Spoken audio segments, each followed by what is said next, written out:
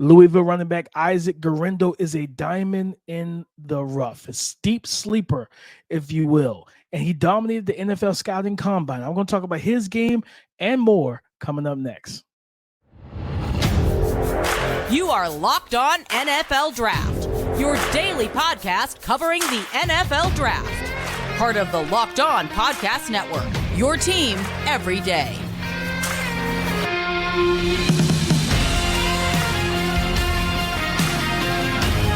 What's up, Locked On family? Welcome back to the Locked On NFL Draft Podcast, your daily podcast covering your favorite draft prospects, part of the Locked On Podcast Network, your team every day. I'm your boy, Damian Parson, always on the ones and twos. You can find and follow me on X at DP_NFL. I am a senior draft analyst. Guys, thank you for making Locked On NFL Draft your first listen today and every day. Shout out for being our everydayers. And guys, it is time for some dames, diamonds in the rough, those kind of deep sleepers, those guys that you don't hear a whole lot about, but DP is going to bring them to the table for you. You already know I'm getting into the running back, Issac Guerendo from Louisville. Dominated the combine, guys, dominated the NFL scouting combine, but his tape is actually pretty decent, and I think that you can get an NFL starter out of this young man. We can get into Coastal Carolina wide receiver Sam Pinckney, and the big body receiver, possession receiver. What does he bring to the table? We can get into that. And then one of the best blocking tight ends in the 2024 NFL draft class, Illinois tight end Tip Reiman. We're going to get into his game. He also tested well and showcased well at the combine. But guys, before we get into that, let's get into our sponsor. Today's episode is brought to you by FanDuel. All right, make every moment more. Right now, new customers get $150 in bonus bets guaranteed. That's $150, win or lose. Visit FanDuel.com/lockedon to get started. Louisville running back Issac Guerendo. And guys, I said it earlier, he dominated the NFL scouting combine, right? Came into the combine at, let's say, 6 foot even, 221 pounds. He leaped 41.5 inches in the vert, hit a 10.9 in the broad, but this is where it really shined. 4.33 in the 40-yard dash, a 1.51 in the 10-yard split. He finished with, shout out to our guy, friend of the show, Kent Lee Platty, aka Math Bomb, for the graphic. He had a 9.99 RAS score, relative athletic score, and this young man had a good season. You know, considering that he didn't get a ton of burn and carries, right? 132 carries, 810 rush yards, and 11 touchdowns.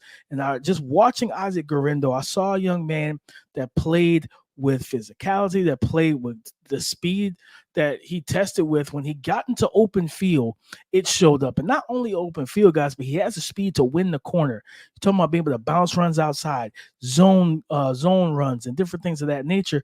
You see that on tape with him. Again, being able to beat angles and win the outside. Dense, strong NFL frame. I like the patience and vision he showed. And this is a guy that also offers that short yardage goal line value.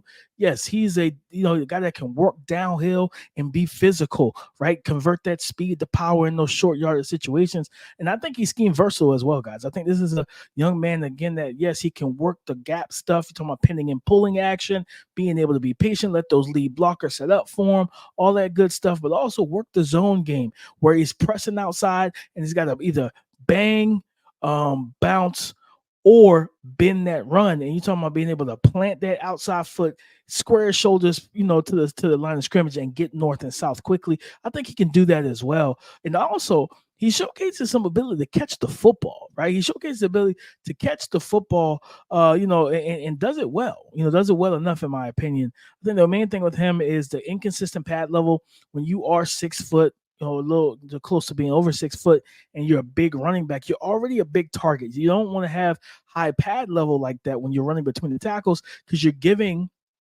the defensive players, right, and those pursuing defensive players from the second and even third levels who can attack you at an angle, you are giving them a broad chest and shoulders, right? You give them a big strike zone, a big target. You want to see kind of lower the shoulder pad, drop the hips a little bit, and just kind of run with that forward lean. But he does fall forward because he runs with momentum. And then again, he has the strength that you look for.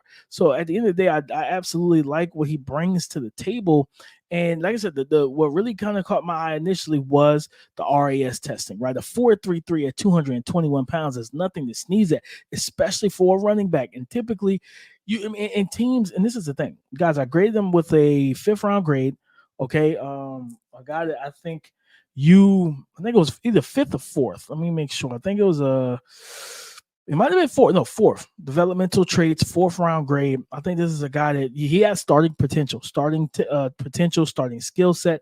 Where you just look at his game overall, you say, okay, we get him in the right situation, right? One of those kind of, it will hurt my running backs in terms of like, the crowd who says don't pay him, because I think he's one of those guys that you kind of can say, well, I won't pay my veteran starter, and I have him on the roster for a year, and then I let him, start going in, right? Or if he gets that a year, he's in that offense for 2 years, and then that 3rd year he gets the opportunity, to start. You think about Zamir White and how he's kind of the unquestioned starter right now. Heading into the 2024 NFL draft for the Las Vegas Raiders. No Josh Jacobs. He's in Green Bay. But he sat and waited his turn until it was time for them to give him the opportunity later in the season last year, when Josh Jacobs wasn't healthy. And that's the thing, playing running back is a violent position. So there's always going to be opportunities for a backup to step in. And I think for teams that, you think about the New England Patriots, right? Ramondre Stevenson, they're more than likely not re-signing him. Different stuff like that. When you have these teams that want to run, that want to be physical, the Baltimore Ravens, right?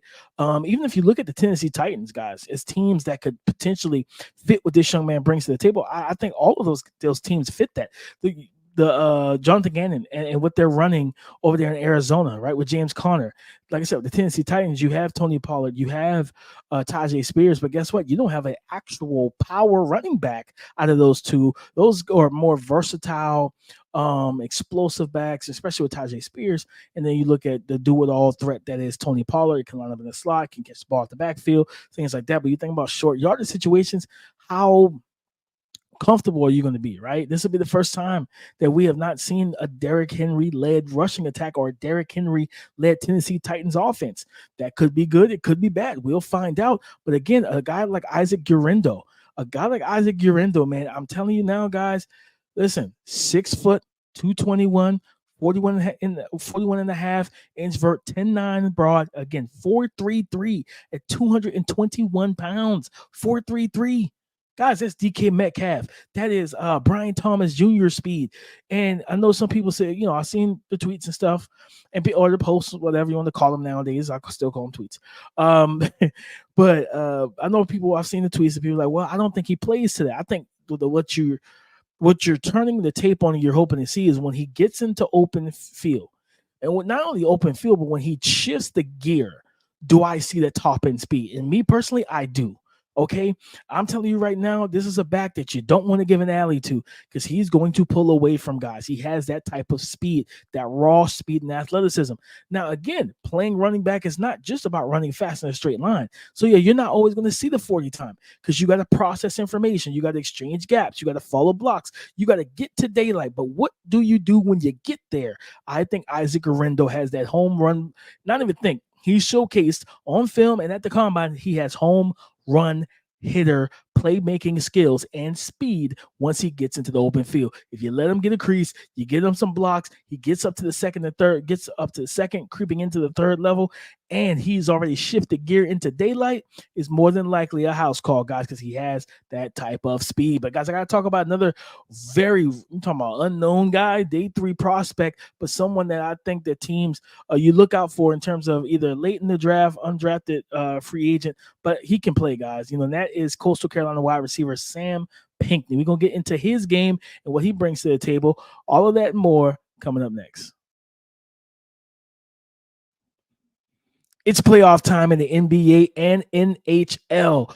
Baseball's in full swing, and FanDuel is your place to bet on every single game. Right now, guys, new customers get $150 in bonus bets guaranteed. I want to repeat that for you. Right now, new customers get $150 in bonus bets guaranteed. That's $150, win or lose. Guys, you can bet on everything from slap shots to home runs to slam dunks, all on an app that is safe, secure, and super easy to use. What better opportunity to jump on to a deal like this than the present? Okay, what are you waiting for? Huh?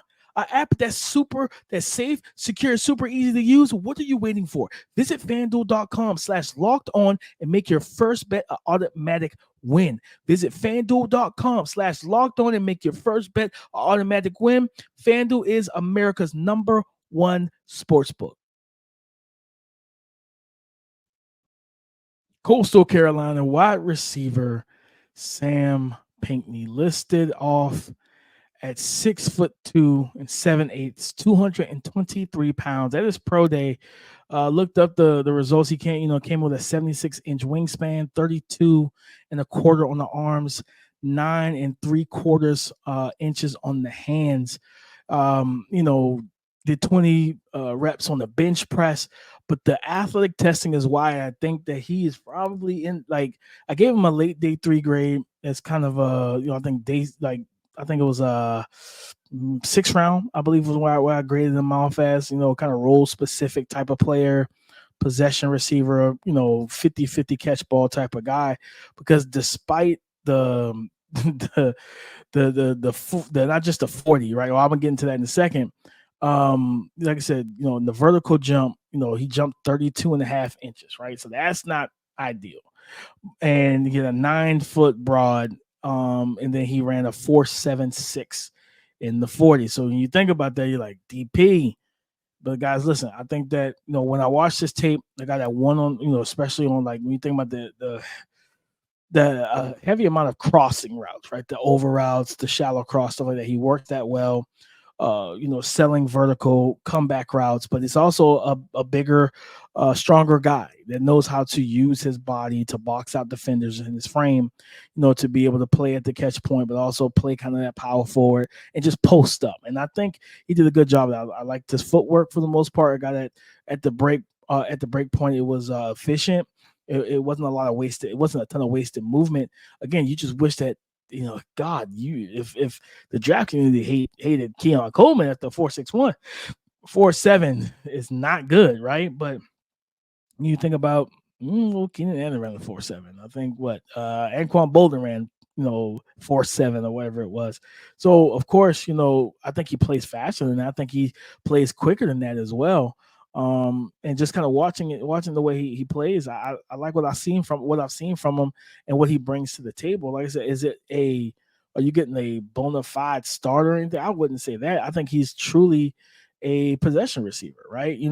Play strength, like I said, body control, high pointing. He's played mostly as the boundary X or right there, out on the outside 1-on-1, and he transferred in from, I believe it was Georgia State, walked into that offense and became, if I remember correctly, the #1 receiver even the first year in 2022 on this team and in this offense, right? And his physicality, also shows up in the run game. A guy that knows how to get his man and get him out the way and everything. And I think that's where, I'll find solace in whatever he brings. Is like, he's going to be a camp body for you.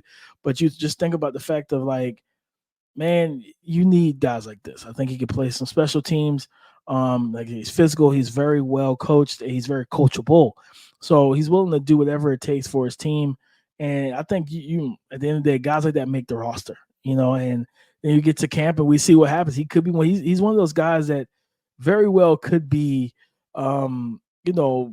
at camp and is a camp darling, right? I mean, you look at what he did statistically this season, guys, and 71 receptions, 1,025 receiving yards, 8 total touchdowns on the season as well. And yeah, I walked away very much impressed with what I saw from him and everything. just for what he has, right? He's not, like I say, he's not going to be the most athletic guy, but he put up good numbers. And being able to go out there and make plays, right, against UCLA, guys, 17. Like, just understand what I'm saying here. 4 games this season, he was targeted over 10 times. Week 1 against UCLA on the road, Coastal Carolina, he was targeted 17 times, 9 receptions for 139 yards, average 15.4 yards per catch. He, like I said, 8 touchdowns, but he averaged per reception this year, he averaged over 14.4, and he lined about wide 88% of the time.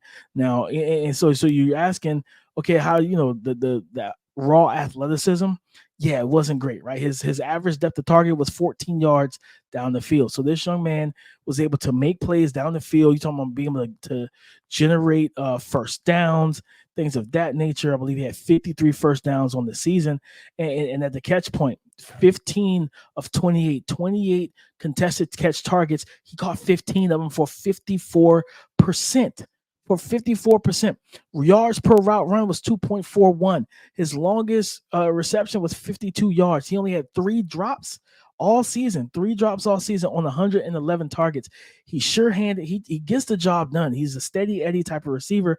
And again, he is more of a possession guy. But despite not having the explosive speed and the vertical jumps and all that good stuff, not having those things, he still was productive. He still got the job done. He still was able to get open and make plays, but also make plays at the catch point. You know what I mean? So he still was able to do those things. And again, you say, oh, well, Marshall, Dominion, Texas State, Army, San Jose State, cool. UCLA, Power 5 school, and he dominated them. He was a dominant force in that game. And I just think that, given the opportunity to make a team, of course, wide receiver 5'6" type of situation, he's more of the backup to the X receiver and everything. But I think this is a guy that, for one's going to work his butt off for you and just do what your coaches request of him, what they need. At the end of the day, guys, we gotta appreciate players like that, And I'm not saying, that's what I said. At the end of the day, he's a diamond in the rough. He's a deep sleeper. Got it, deep, type of prospect where it's like, okay, if we get him in the 6th, 7th, great. If we get him after the draft, still great, right? Because you could then bring a high character guy to your team. I haven't heard a negative thing about him as a person. And everything. And like I said, the tape is pretty decent, man. So again, possession receiver, not going to give you a lot after the catch in terms of like creativity. His physicality is where he can make, force missed tackles and everything, and make guys, and break tackles and make guys miss. It's going to be more stiff arm, powering through arm tackles, and just being a big physical receiver, which he is, and everything like that. It's the separation. He's not the most robust, he doesn't have a robust route tree in terms of, or he's not a elite separator, so he's not going to give you all the fancy footwork and just, separate from a guy for 4 yards. But again, I think this is a guy that could be a depth piece, decent depth piece, possession receiver, and I think he could play some special teams for you. So at the end of the day, that's all I wanted to bring to you. Some guys that you never hear this name. Like I say, he's probably a free agent. Well, I'm be honest with you, he's probably going to be a free agent. But again, we never know. We've seen guys, we see guys all the time going in 7 rounds. It's 7 rounds. We see teams take flyers on guys, and all it takes is meeting with a team, liking what you hear with the team liking what they hear, and say, you know what, we want to get this guy in the 6-7 round. Just bring him in and see what can happen. Bring him into the locker room and see what goes on and see what goes from there, right? And I think that's how you feel about it. That's the way you go about it. But guys, we got another Dames Diamond coming up. Tip Reiman, the Illinois tight end, maybe the best blocker in the 2024 NFL draft class at the tight end position, even with the Brock Bowers in it. Yes, we're going to talk about him coming up next.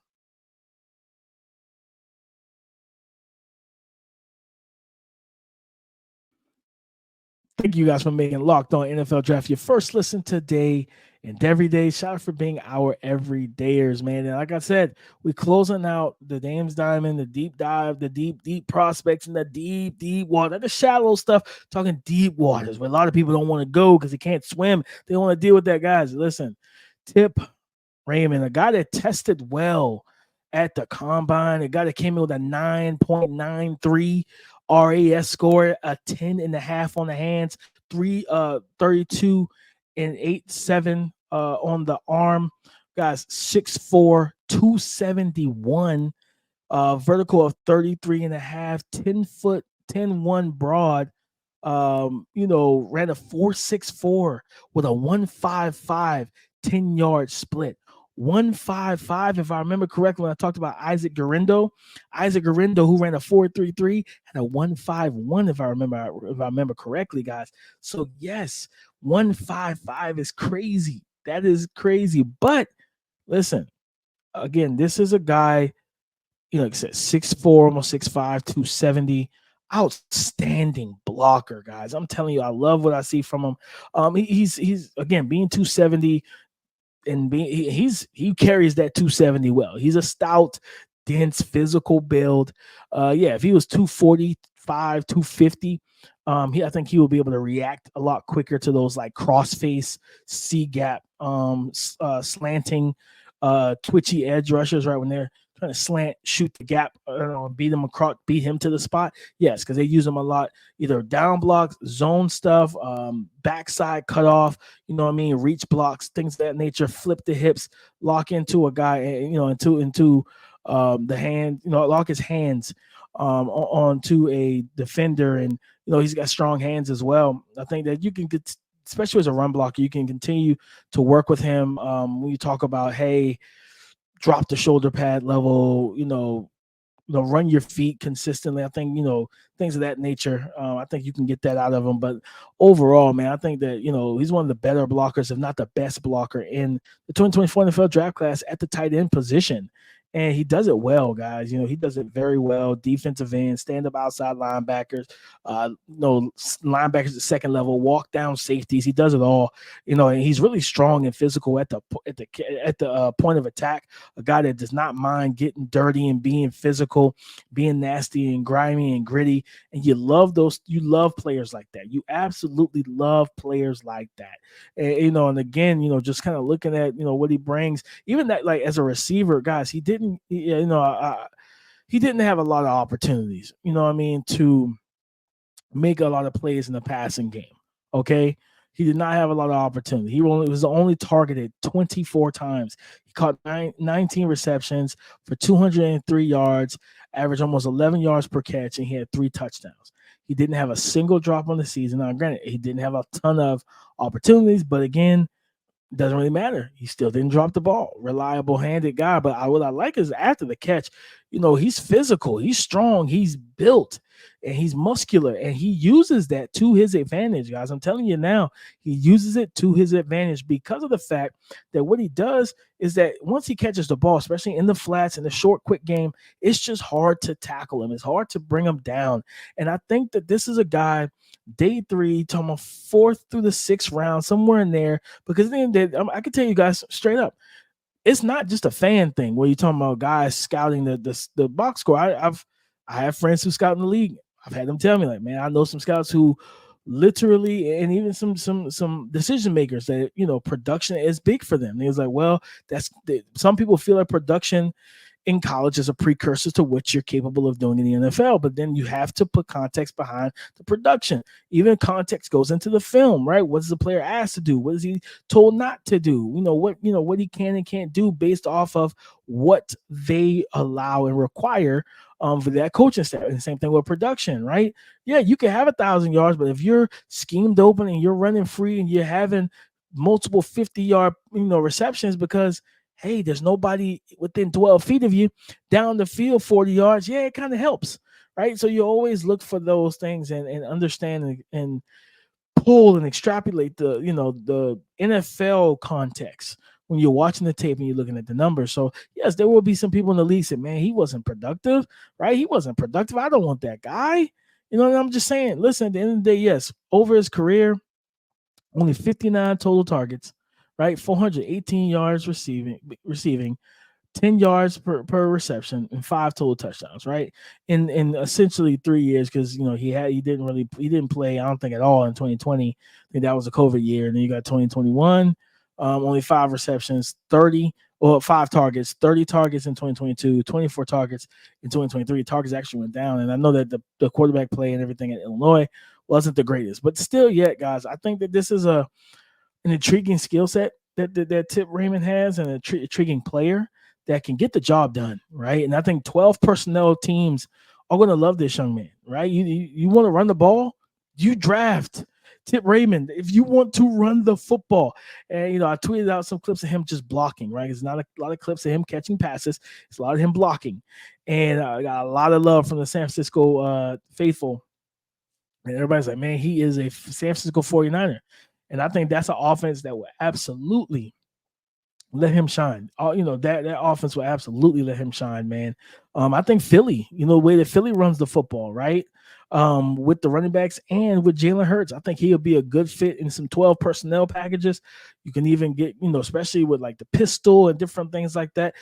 If Arthur Smith wasn't in Pittsburgh, because they already had Pat Frymuth and Darnell Washington, but I think he would have been a good fit there because they run, king, queen pistol sets. You run the diamond, and everything like that.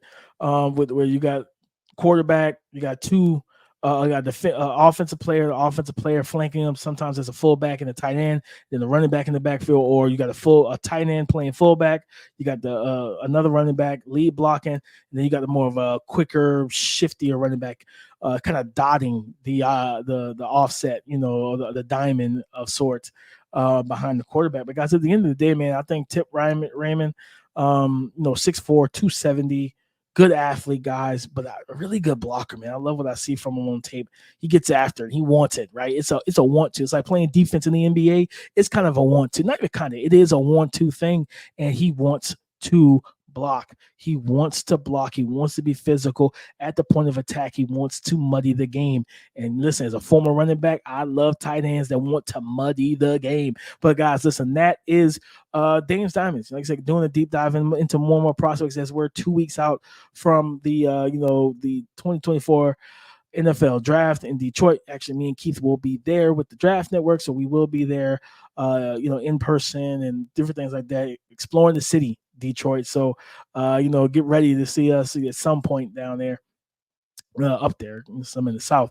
But listen, guys, Tip Reiman, tight end from Illinois, Sam Pinckney, late day 3, probably undrafted rookie, but a capable player that can do some things and bring some value to your roster. And then Issac Guerendo, the lead of this show, man. I think this guy has starting potential and scheme versatility at the running back position. But guys, thank you for making Locked On NFL Draft your first listen today and every day. Shout out for being our everydayers, man. I appreciate you guys so much. All right, listen, you already know. Go subscribe and follow for free on YouTube, wherever you listen to podcasts. Hit the latest episode as soon as it is available. Thank you for making Locked On NFL Draft your first listen today and every day. Shout out for being our everydayers. Come and join the conversation again tomorrow on the Locked On Podcast Network, your team every day.